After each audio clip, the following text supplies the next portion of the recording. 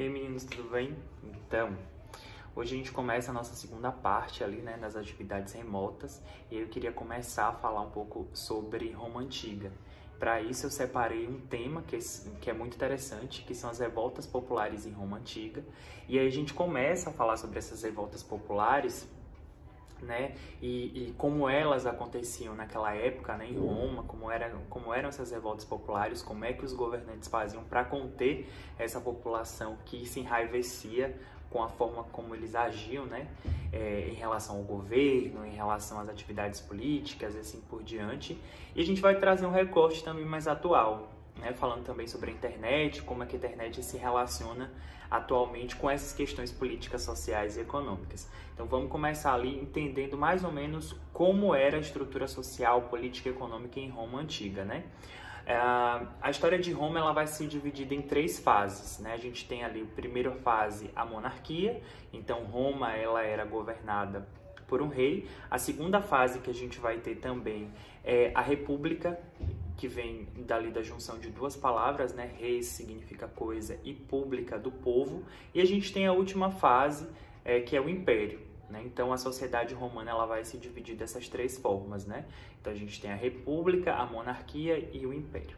A monarquia ela vem de início, né? Começa ali os romanos a se organizar em torno de um rei.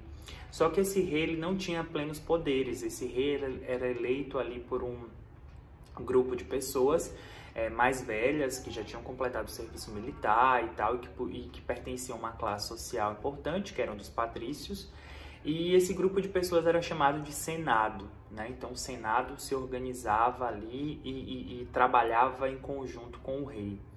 Só que depois de um tempo, esse Senado ele conseguiu dissolver essa monarquia e instituiu um novo tipo de governo, que era a república.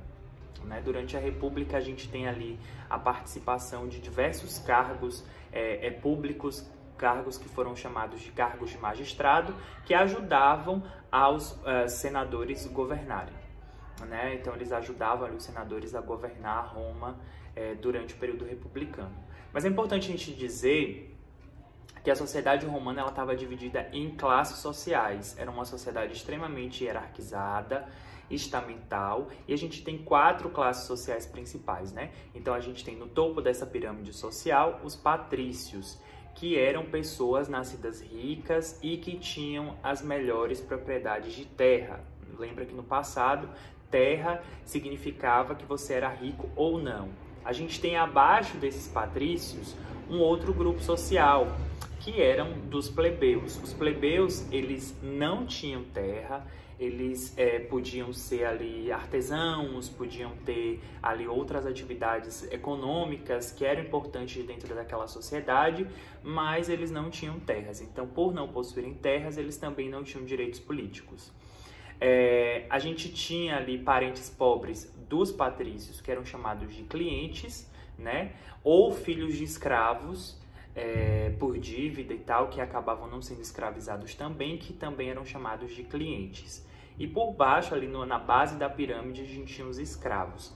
Esses escravos, eles eram ou escravizados por guerra ou escravizados por dívida. Geralmente, eles eram escravizados por dívida, né? Então, assim, mesmo existindo uma participação muito grande e os plebeus, eles sendo a maior parte da população, muitos deles não tinham direitos políticos garantidos, né, no Estado romano. Então, eles começaram a se revoltar, né? Essas revoltas dos plebeus iriam culminar com a aprovação de algumas leis, e essas leis elas foram extremamente necessárias, né, para que os plebeus eles pudessem começar a ingressar ali na vida política romana. Então a gente tem a primeira lei, né, que é a chamada Lei das 12 Tábuas. Então a gente tem essa Lei das 12 Tábuas, que vai ser uma lei que vai, de certa maneira, acabar com essa coisa de esse disse-me-disse, né? Aquilo que o patrício dizia era considerado verdade, era considerado uma lei. Então, tendo uma lei escrita, é o primeiro código de lei escrita romano, tendo um código de lei escrita, a coisa mudava um pouco de figura e ficava muito mais interessante ali para os outros não serem passados para trás.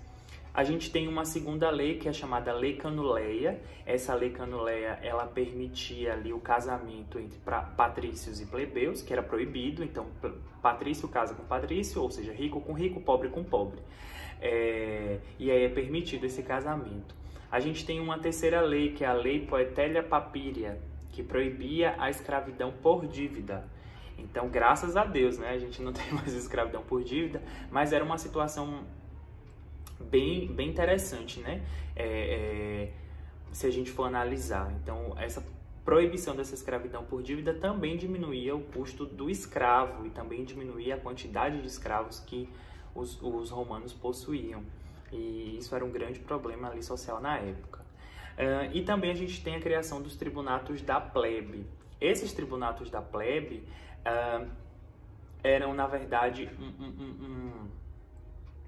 uma possibilidade, né, seria esse nome, para que os plebeus eles tivessem alguém lá, né, dentro do governo que pudesse vetar determinadas leis que não fossem satisfatórias para esses plebeus, né? Então a gente tem ali os tribunatos da plebe atuando desse jeito. Só que aí essa intensificação dessas lutas entre patrícios e plebeus vão fazer com que, e principalmente esse fim da proibição da escravidão por dívida, vai fazer com que os romanos eles comecem, o Senado comece a patrocinar, né, algumas guerras de expansão territorial.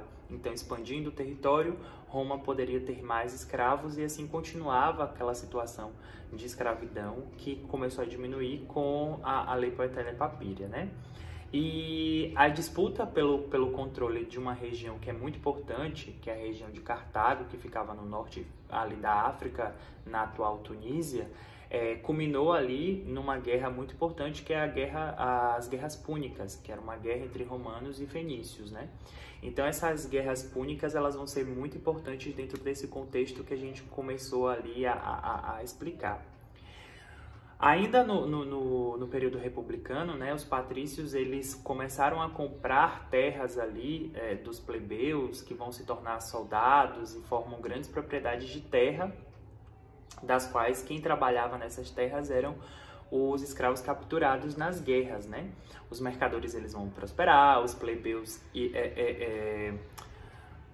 vão ali não ter como ganhar a vida, porque eles que faziam essas atividades, né, mercantis, eles que eram os artesãos, eles que eram os comerciantes assim, e eles acabam ficando como uma massa de desempregados ali que não fazia nada, que era muito perigosa pelo pensamento do povo romano e instável.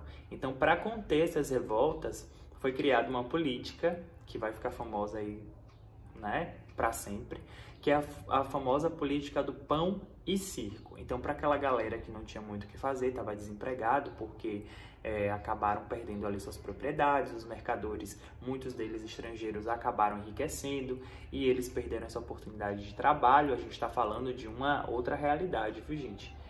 Então se cria essa famosa política do pão e do circo. Então distribuía pão e trigo para a população mais faminta e promovia-se alguns espetáculos públicos, né? E aí uma galera começou a denunciar esse tipo de coisa, né? Porque, tipo, não resolve o problema, eu crio um paliativo, porque eu faço um espetáculo público, faço ali uma festa, faço ali uma luta de gladiadores, e distribuo pão para a população, mas eu não crio mecanismos para que essa população ela melhore a sua condição de vida, né?